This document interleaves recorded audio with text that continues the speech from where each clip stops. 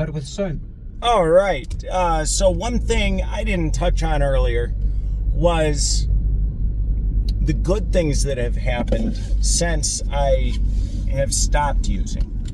Okay, so let's paint a picture real quick of the day that my ex-wife left, okay? I weighed about 115 pounds, and that day I was going to work for really no money. It was just to get out of the house and fund my addiction. And my ex-wife told me she needed the car that day. And so she dropped me off. Oh, excuse me.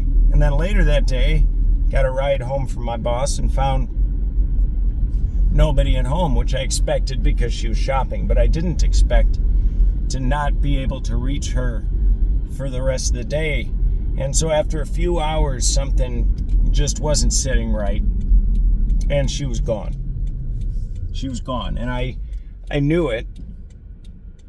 And she eventually told my dad that she was taking my kids to Minnesota. So anyway, I had two options. I could continue using drugs, which I enjoyed doing, and really, I still do enjoy drugs. If I could use them safely, I probably would, God.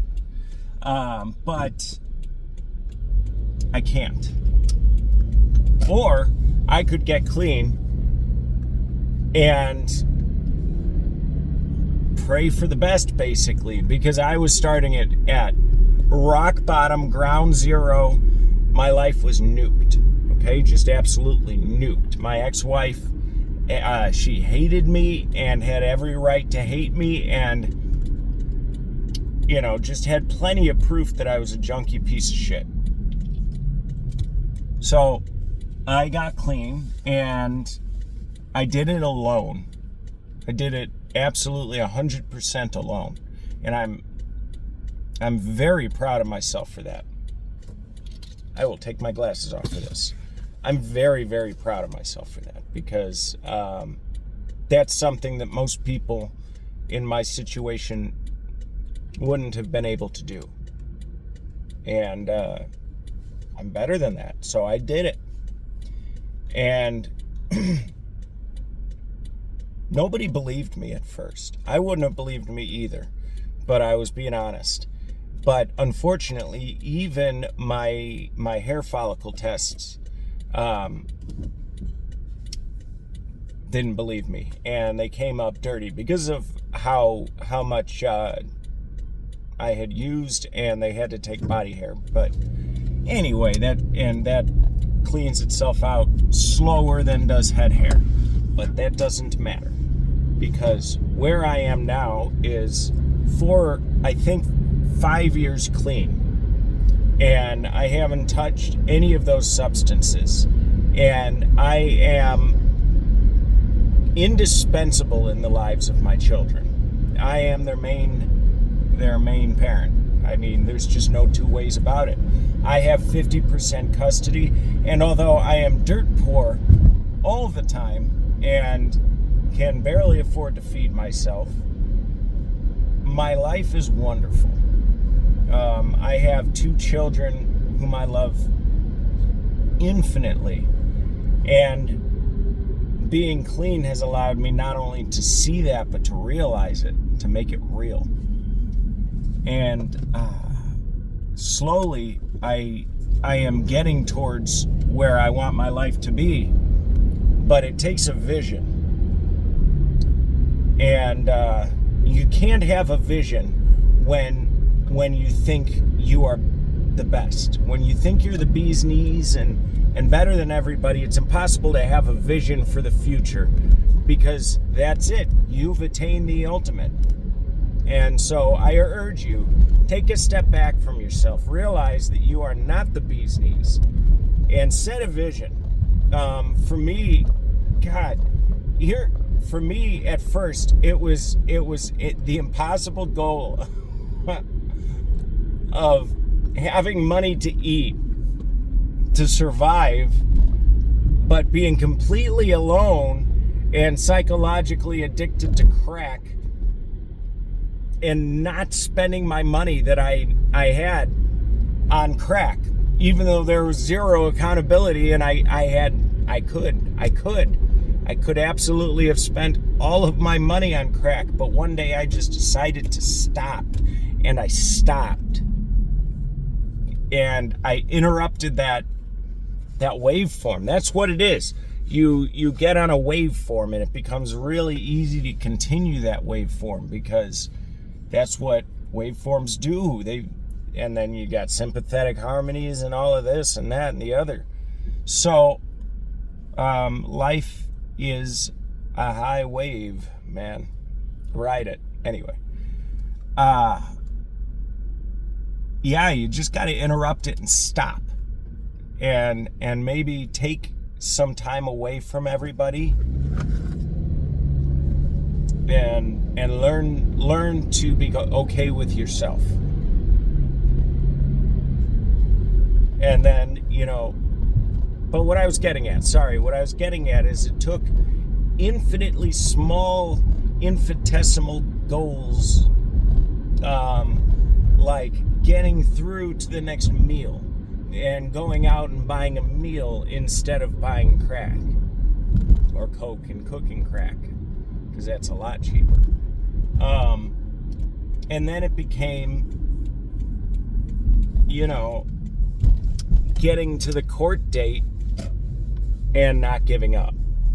And then it became, and so on and so forth. What am I doing here? But it's really important to set goals. Where do you want to see yourself in a year? And what steps do you need to take to get where everything's fractal? The steps you take to get through to a year are the same as the steps you take to get through to tomorrow. So if you can keep getting through till the next second or to the next day, you can get through to the next year. And meanwhile, as you do this, the world around you and you will change. Okay, everything will change around you, and you will then become a product of that environment rather than the environment you've currently been living in. I mean, it's all just a mushrooming. I know you hate this toroidal growth. It grows like a mushroom and it grows out. So what you plant today will eventually grow up and out and become a bigger part of you. Enough of the woo-woo bullshit. What I'm saying is, if you keep setting smaller goals for yourself, and if you fail it, it happens, dude. If you fail it and admit that you failed it and made a mistake, then it really wasn't failure so much, it was learning and further experimentation as to how not to do it, right? So a lot of people will get to like 3 months without their substance, and they'll feel real good, and they'll feel real good because they're away from those demons and those spirits. And then what will happen is they'll say, okay, I feel good enough that I can take that thing again. But they can't. That's usually, with harder drugs, that's usually what kills people, is because they've had enough time away from that when they do it, it's too much on their body. And with alcohol, I have seen it doesn't kill you right away, but what it does is it makes it easier for it to snowball. So once you hit that 3-month mark, you've got to be prepared to have the whispers in your ear, because it'll happen. The demon wants to come out, and it wants to use your channel to come out because you've let it so freely in the past. and it'll tempt you with what's called euphoric recall. And euphoric recall is when you're only able to remember the good parts. Like me, in my own situation, sometimes I'll smell something. I don't have a good example, but yeah, I do. This is my shitty little douchebag vape, which I guess looks like I need to change. But sometimes this will smell like black tar, or sometimes exhaust smells like cocaine. And I'll start to feel it again, and I'll be like, damn, I could feel that. But then I realize, dude, that's gonna start this cycle, this waveform that I don't want. Right now my life is in harmony, and that's what it really is. Okay, it's harmony. It's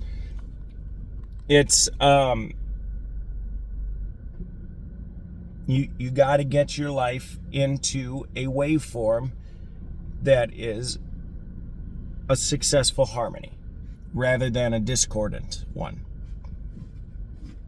And when you're letting demons basically manifest through you, it's impossible. So beware the 3-month mark. After that, it's pretty much smooth sailing. However, what you've got to deal with, sir, is the fact that alcohol's pushed everywhere. And so you really just need to stay away. I was addicted to, like I said, bath salts for a while. I was also addicted to spice. I basically get addicted to anything that I do, coffee included. And so, let's see, what was I saying? Oh yeah, and I just had to stay away. I had to stay away. Because going into those places, sometimes they'd smell like it. Sometimes, the spice that they'd smell sell would basically smell like incense, because that's what it was. It was incense with chemicals on it. And so, what am I saying? What I'm saying is you need to be vigilant. You can't offer advice, which is a piece of yourself, a piece of your soul, to anybody when it's not even you speaking through your own mouth. Okay? That wasn't you. You have nothing to offer anybody else right now. Now, that doesn't mean you don't have anything to offer anybody. That just means you're not in a position, you have no business offering help to anybody, because you need help yourself. And what you need to do is humble yourself enough to realize that. Asking for help has become the greatest superpower of my life. I grew up with parents that didn't really welcome conversation. They were very hands-off, and asking for help would involve admitting failure, and admitting failure to them was a fate worse than death in my childhood mind. So I was never in the habit of asking for help. But holy shit, have I been humbled, and I've had to learn that asking for help and learning from your mistakes, those are two indispensable superpowers that once you learn to utilize and apply to your life as a whole. Remember, I said everything is fractal. That which you do today, you do tomorrow. That which you do in one aspect of your life, you also do to the whole. Or vice versa, that which you do to your whole life, you do to every aspect of your life. So anyway, this is 15 minutes. It's good enough. Just remember, it gets better, okay? There's always a storm before the flowers can grow. There always has to be. and the dandelions have to die to create new ones. So what am I saying? It's gonna suck getting clean. It's gonna suck for about a week. Especially once you, like I said, with alcohol, you need to take it slow if you're drinking every day. But once you cut that umbilical cord off, it's going to suck. You're not going to have that crutch, and you need to pour yourself into something else. For me, it was being a good dad. I had to be a better dad than my parents, and I had to prove that I could be a better parent than my ex-wife. And I had to prove that I could do it from where I was. And being able to do so, while it reflects not so great, blah, blah, blah, I'm really proud of that, because I made the impossible possible. So I had to really pour myself, every aspect of me, into that. So that's my 2 cents. I wanted to just follow up on my last video and remind everybody, and Ryan especially, that that sloppy you that everybody got to hear and that you probably don't remember, that's not your final form. Okay? Life will be better, and you will become that person that you pretended to be last night. I used to pretend to be a good dad when I absolutely was not. You pretended to be wiser than everybody else around you. You were not. I think reality shows that on both accounts. And I have become that which I profess to be because I had to. And you can too, because you have to. So do it.